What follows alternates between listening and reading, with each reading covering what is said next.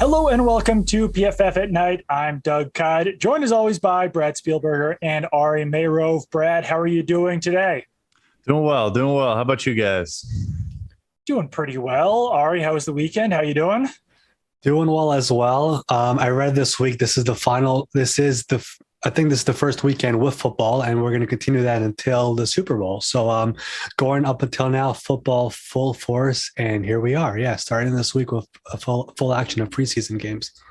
Things you love to see. I think we are 31 days away from the NFL kickoff game. So we're finally a month out here. Let's talk about the biggest news over the weekend into Monday, one of which Cleveland Browns running back Kareem Hunt suddenly start to do kind of a semi-hold-in, participating in individual drills, wasn't participating in team drills. That seems to have kind of shifted now, where it seems like he is now back in team drills. But really, the way that I understand this situation is that Kareem Hunt wants a contract extension with the Cleveland Browns. That has not come yet. So he did request a trade from the Browns since there was no contract extension impending with the Browns. That's been reported as well, that he did ask the Browns for a trade. They said no. I reached out to a source in the Browns and said, is that based on, trade compensation? Would you guys not get enough for Kareem Hunt? And he said, no, we just want him on the team. We want him to be a big part of this offense. So it seems like they'll probably get their wish by having Kareem Hunt back there in team drills. But Ari, I'll start off with you. What do you make of this whole situation? Yeah, I think we've heard really since the offseason began that Kareem Hunt is looking for a new contract. And here we are now in early August, and he still does not have a deal. And he basically requested a trade because he feels like those talks aren't going anywhere. My thing is, I have a hard time envisioning a team giving up a high draft pick for Kareem Hunt, plus paying him a nice contract. Right now, he's making about, on his new deal, $6 million a year. He's entering the final year of his contract. Could we envision a team giving up a third or fourth round pick, plus paying him the money that he wants to satisfy all parties in this? It would feel hard for that to happen. Obviously, right now in Cleveland, him and Nick Chubb create a nasty 1-2 duo. However, they do still have Dearness Johnson there as well. And we saw some flashes of him last year. And I think Cleveland does believe he is someone who has a lot of potential and could be a legitimate running back in this league in case one of those two guys go down. But Cleveland has made this pretty clear. They want Kareem Hunt on this roster, especially if Deshaun Watson is not going to be playing for at the very least 6 games. You want to have as many weapons on there on the field, and obviously they'll be better off having Kareem Hunt out there instead of not having him out there on the field. So I think ultimately Kareem Hunt ends up staying. There are some logical landing spots that would make sense for him, but going back to the original point, paying him plus giving up a draft pick that would satisfy Cleveland, the chances of that happening in my eyes is not that high. Yeah, because Brad, Kareem Hunt's kind of making a market deal for a running back right now. I can understand him wanting to get some sort of raise because he is a big part of that offense, but it's not like a team acquiring him would be getting this major steal with his contract. Am I wrong in saying that? No, you're 100% right. And like Ari said, he then also would obviously want new money, and even ignoring the reason why he's on the Cleveland Browns, that he had an issue off the field. And that's why he was cut by the Kansas City Chiefs and is in Cleveland. $6 million per year is the same as guys like Austin Eckler. It's kind of that second tier of running back, guys like Nyheim Hines, like your premier backups. And obviously Eckler has now become the guy in Los Angeles. But there are a couple, I think, interesting notes here. So first, I also reached out to a source and thought, what do you think the odds are of this his holdout working? And he said, you need leverage to execute a holdout, and he has none. Not only do I think no team is going to make a trade here, you gave him a decent deal. Going into the last year, he kind of was used probably as leverage against Nick Chubb a little bit, and then being able to say, hey, we had this guy under contract a year beyond your rookie deal, and that helped them negotiate that deal. But I just don't see how he can force his way out. He's getting paid decent money. And like you said, the best value for them is not a draft pick. It's not cap savings. It's not cash savings. It's having Kareem Hunt on their roster. But I will say, last point as well, they have Dearness Johnson and they drafted Jerome Ford out of Cincinnati. So hypothetically, if Kareem Hunt does get moved, Dearness Johnson is also in a contract year as a restricted free agent. Jerome Ford could be an interesting late round dynasty pick if you're into that sort of thing. You could become Nick Chubb's premier backup. which obviously carries a lot of value behind that offensive line. I lied. One more thing, too, I thought was a very interesting quote from Kevin Stefanski to a reporter. He basically said, if you're healthy, you are going to participate unless you are not healthy. And I think that goes a little bit to kind of all they dealt with last year with Odell Beckham Jr. and some other players. Look, if you're here, you need to buy in, you need to commit to this team. We're done playing games in Cleveland. Speaking of running backs who, potentially could be on the move. The Las Vegas Raiders kind of shot this down a little bit today, but Josh Jacobs participating in the Hall of Fame game, starting that game, getting a decent run in that game as well. Ari, I'll start off with you on this. Did you make anything of that? The Raiders have a few different running backs now on their roster. They did not pick up Josh Jacobs' fifth-year option. Do you think there's a possibility that Josh Jacobs' days in Las Vegas with a new head coach, new offense in place there with Josh McDaniels could be numbered? Yeah, Jacobs started in the Hall of Fame game despite most of the other offensive starters not playing. And he played multiple series, had 5 carries, 30 yards, also had 2 catches for 14 yards. Josh McDaniels, after the game, basically said that I want all my running backs out there playing. And in fact, all 5 of their running backs played in that game. I don't really buy the whole thing that he could be traded or he could be moved. First of all, just going back to the 5th-year option is probably a better question for Brad.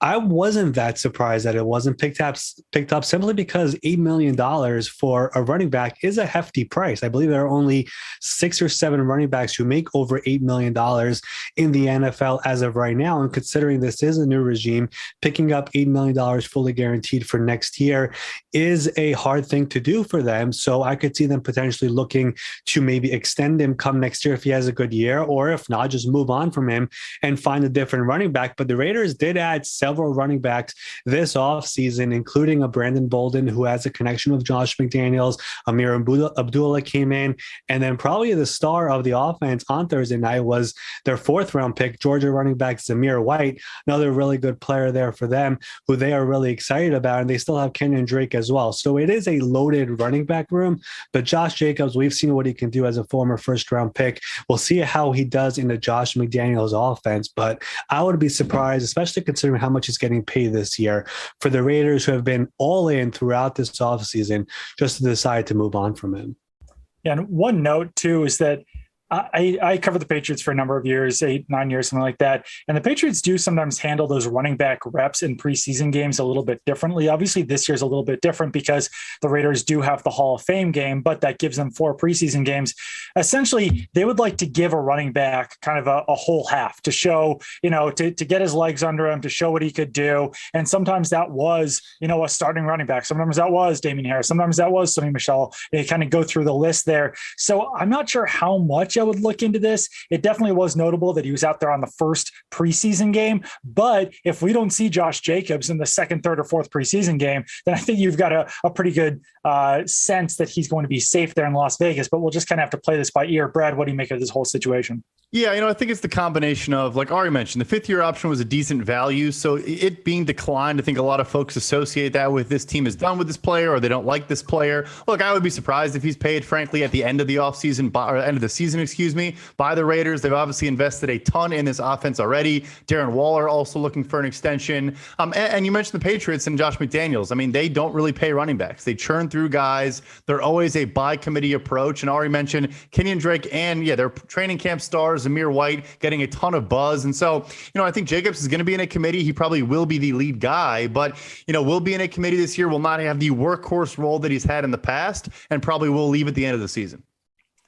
Talk about another running back. This one, maybe some more positive news. J.K. Dobbins, Baltimore Ravens running back, off the PUP list as of today, Monday. And he suffered a pretty severe injury last summer. I think it was an ACL and an LCL. That's just some more significant damage there to that knee. So definitely a good sign that he's now back on the field in less than a year. All reports out of his camp is that he'll be ready for week one. He's been saying it. Other people within that camp have also been saying it. So from their end, there's not a lot of concern that he'll be back there for week one. I do think that this is a really positive step now that, as I said, month before the season starts, he's already getting back there on the practice field. But Ari, do you expect to see J.K. Dobbins there in week one?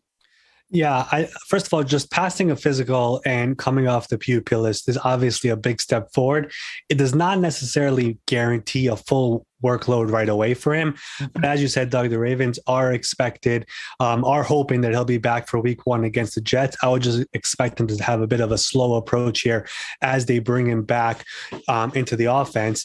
I mean, this is, again, it was a very serious injury for him last year. It was in the final preseason game. It was ACL. There was significant other ligament damage as well, but we should probably remind ourselves of what he did as a rookie. It's been a while, but he was really one of the better running backs in the NFL last year. He finished with the 13th best rushing grade, according to PFF, with a grade over 80. I believe it was 81.6, had over 800 rushing yards and 9 touchdowns. And just considering how many injuries the Ravens had last year, just getting some positive injury luck here is obviously a big step forward for them. There are still a number of other players they're waiting for to get back from the PUP list, including Ronnie Stanley, Marcus Peters, Gus Edwards, among others. But a big news here with J.K. Dobbins coming back. And as you said, Doug, I think they're anticipating him being there for week one against the New York Jets on September 11th. And Brad, I'm curious what you make of this Ravens team in general, because, I mean, it seems like, based on some reports out there, I think that John Harbaugh even said this, Gus Edwards questionable for week one. So, I mean, if they did go into week one without Gus Edwards, without J.K. Dobbins, they've got Rashad Bateman and Devin Duvernay, James Prochet at wide receiver, Mark Andrews, obviously tight end, Nick Boyle. But I think that sort of the way that they handled this offseason seemed to indicate that they expected one of those running backs to be back in week one. Yeah, that's probably accurate. You know, Mike Davis was a veteran minimum addition, a decent player, obviously, you know, got a bit of a workhorse role, if you want to call it that, in Atlanta before Cordero Patterson took over, you know, the majority of the duties there. But I think they're bullish on one, if not both of these guys getting back pretty soon. I guess sticking in the Ravens camp as well, center Tyler Linderbaum apparently has a Lisfranc, not a tear, but a sprain of his Lisfranc. It's an injury he dealt with in college. Maybe there shed some light on why he fell a little bit in the draft. That also could have just been the fact he's a center and perceived to be a little bit undersized. But nevertheless, also something to monitor in that run game, obviously in Baltimore, you know, one of their 2 first-round picks this year. If those guys can clear the way, who's carrying the rock doesn't matter a ton. But obviously Dobbins, a second-rounder, was expected to be, you know, a dynamic difference-making type player. It was absolutely incredible how many injuries the Ravens dealt with last season. They still had relative success there in the AFC North as well. So excited to see what's to come for the Ravens now that they are getting back healthy. Speaking of the Ravens, Justin Tucker, possibly the best kicker in the history of the NFL, signed a 4-year contract extension. Brad, I think we got some numbers on this deal. What can you tell us about them? Yes. So Justin Tucker, he was tied last week by Pittsburgh Steelers kicker Chris Boswell, also in the AFC North. And I made a quip, but I gotta believe it, that anytime a kicker ties or surpasses Justin Tucker in compensation, he should just walk into the front office and just put his stats down on the table. In his career, he's never missed under 30 yards. He has 3 misses under 40 yards his entire career. I know kicker grades maybe aren't a grade people care as much about, but he's graded above 85 in the last, I think, 6-7 years in a row. Just does not miss kicks. Has the longest kick in NFL history at 66 yards, that walk-off heartbreaker for the Detroit Lions last season. Any way you slice his numbers, he's probably the best kicker ever already, you know, on a best kicker track, which, you know, those guys can play sometimes up to 40 years old, and he's in his low 30s. So, yes, deserved every penny of it. And like I said, he really should just re-up whenever anyone gets close to him. Yeah, when the Boswell news came down, Ari, were you expecting to see Tucker sign a contract extension here? Well, he still had 2 more years left on his contract. But as Brad said, if somebody ties me, go into the room and say, I need more money because I am the best. And the reality of the NFL right now, we've seen so many teams struggle with their kickers over the last few years. Having a good kicker in today's NFL is a luxury. The Ravens have the best one in the NFL. He has been clutch time after time for Baltimore. Brad mentioned the 66-yard game winner last year against Detroit in week 3. That was incredible. He's the most accurate kicker in NFL history, at 91.1% at his field goal percentage, which is just a crazy number to think about, but truly the best kicker in the NFL, still just 32 years old. We saw Adam Vinatieri go until 46. I'm not saying Justin Tucker will, but if he does, the Ravens are in good hands for many, many more years. Interesting news out of New York. The Jets hosted Duane Brown on a visit. Jets already have George Fant and Mekhi Becton at offensive tackle, but Fant still not 100%.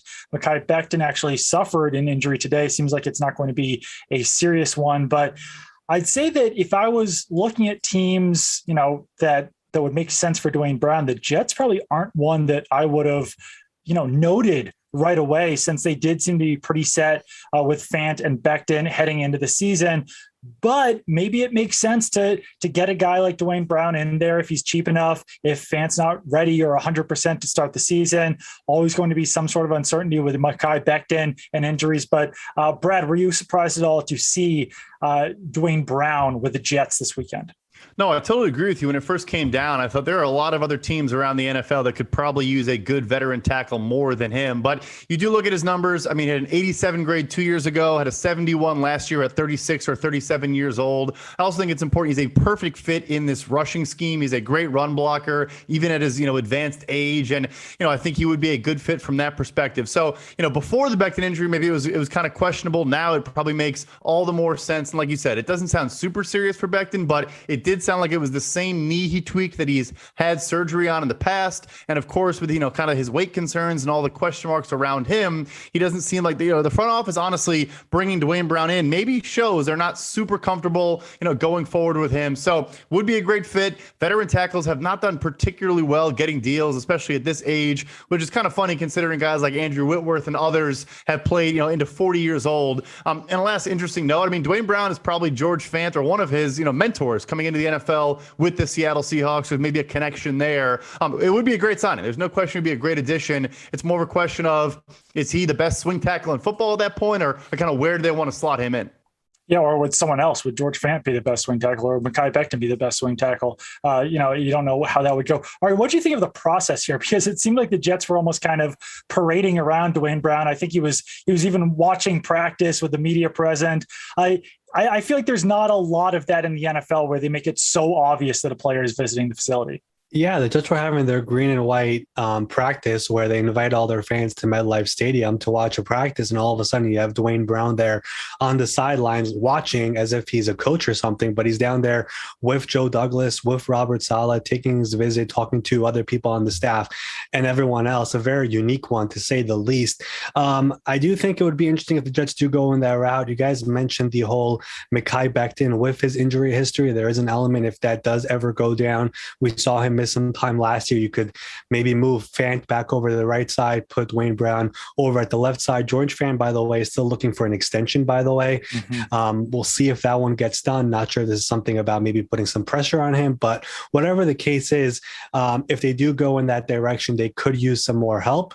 We'll see if they do, but the injury today to Mekhi Becton, as you said, Doug, does not sound serious, but whatever the case is, the Jets are all in this year on Zach Wilson and the rest of that team. Having as much help as possible in the trenches does not hurt at all. Brad, did you have one more thing to mention there? Already touched on a little bit. So, I had a little note, but yeah, we should not underestimate the contract leverage. George Fant is looking for an extension. And so maybe you bring in a guy like Duane Brown just to say, hey, look, we have other options. There's other great tackles around the NFL. Maybe sign him to a 2-year deal and then say, well, we have a tackle through, a year beyond your current deal. You can never underestimate all those little games that everyone plays with each other. It's true. Let's do a little training camp wraparound. One team that I'm fascinated with on a number of different levels is actually the Seattle Seahawks this year. I know they're not the most interesting team after trading away Russell Wilson, but it sounds like they could have 4 to 6 rookie starters on their team this year. They've got Tariq Woolen and Kobe Bryant at cornerback. It seems like either one of those guys could start. Charles Cross and Abe Lucas currently have been starting at offensive tackle for them. Boye Mafe seems like they're going to have a pass rushing specialist role for him. Ken Walker obviously going to be involved at running back as well. So that in itself is interesting that they're probably going to get immediate rewards out of that draft class. But I also think that the quarterback competition there is pretty fascinating because Geno Smith continues to be the guy who takes most of the first team reps, but it kind of feels like they want Drew Lock to win that job. And I've been reaching out to some people for a piece that's coming out tomorrow, actually, about some of the quarterback competitions. And about half the people I polled thought that Drew Lock would actually wind up winning that competition. But one thing that I thought was really interesting is that the Seahawks tweeted out unofficial stats from their mock game on Saturday. Geno Smith went 10 of 19 for 94 yards. Drew Lock went 18 of 27, 185 yards and a touchdown. I've never seen a team tweet out unofficial passing stats from a mock game before. And I'm not being a conspiracy theorist or anything here, but it's interesting that Drew Lock clearly was a little bit better in that game than Geno Smith. And if you're just looking at it from a surface area, I mean, Drew Lock certainly has the more potential there as far as either quarterback goes. Geno Smith, obviously the guy with more experience, ran the offense last year. He's the guy that, if you want to keep things steady going into the season, but Drew Lock definitely would be the one who's got more upside. So very curious to see how that competition progresses over the next month, because you might start to see Drew Lock get some more of those first team reps in there. Brad, what do you have from a training camp wraparound perspective? Yeah, I think there's a bunch of interesting notes out of Chicago. Been a tumultuous offseason, to say the least. So starting with the positive news, Tevin Jenkins is back in practice, finally suited up for his first padded practice. Sounds like he was third team right tackle, some right guard as well, but trying to work his way back into that rotation. It was available to the media afterwards and said he wants to be in Chicago, trying to block out some of that outside noise. Unfortunately, the other end of the spectrum, and N'Keal Harry sounds like he has a high ankle sprain potentially. We know how bad that injury can be. Michael Thomas basically missed better part of 2 seasons because of a high ankle sprain, and Byron Pringle, their other free agent addition to wide receiver, has a quad injury that's supposed to keep him out for a little bit. So we don't know if they're going to add talent there, but they were already so deficient at wide receiver, tough as it could be, going into the year with the guys they had. Now maybe losing 2 potential contributors, maybe they look around the league and try to add, a cut down guy like a Preston Williams in Miami or a Denzel Mims in New York, or, just look at some of those guys that maybe are fringe roster players. Probably not another trade after trading for N'Keal Harry, but, more work to be done in Chicago. Yeah, it would make sense to get kind of an upside younger guy at the position who's fallen out of favor in a different organization. Ari, what have you been noticing around training camps? Yeah, we mentioned that preseason games will officially be in full swing this week. Giants head coach Brian Daboll told reporters on Sunday that he plans on playing everyone in their preseason opener this Thursday night versus New England.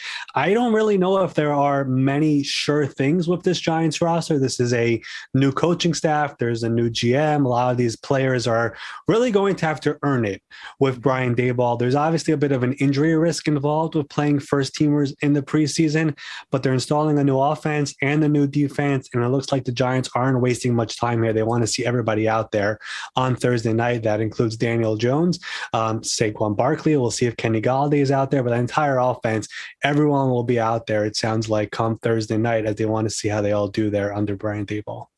Yeah, these preseason games are extremely important, especially obviously the first couple, because without 2 days in training camp, with limited practices, with they've decreased the times of them. Getting an actual evaluation of players happens in these preseason games and certainly in joint practices as well. So it'll be interesting to see how Daniel Jones and the rest of that Giants squad looks against the Patriots on Thursday. That will do it for this Monday's edition of PFF at Night. Keep it on pff.com for all of your news and analysis. Follow Ari on Twitter at MySportsUpdate. Follow Brad on Twitter at PFF_Brad. Throw me a follow at Doug Kyed. And we will be back with you guys again on Wednesday.